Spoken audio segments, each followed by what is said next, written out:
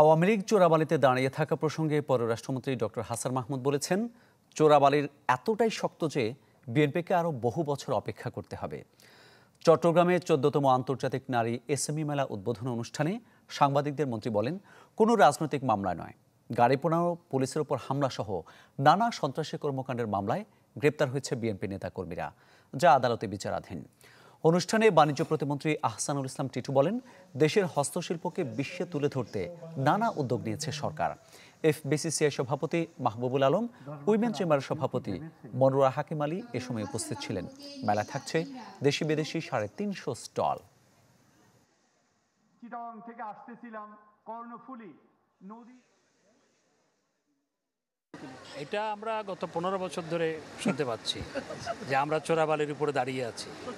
তো চোরাবালিটা এত শক্ত যে তাদেরকে আরও বহু বছর অপেক্ষা করতে হবে। বিএনপির কোনো নেতা কিংবা কর্মীর বিরুদ্ধে কোনো রাজনৈতিক মামলা দেওয়া হয়নি।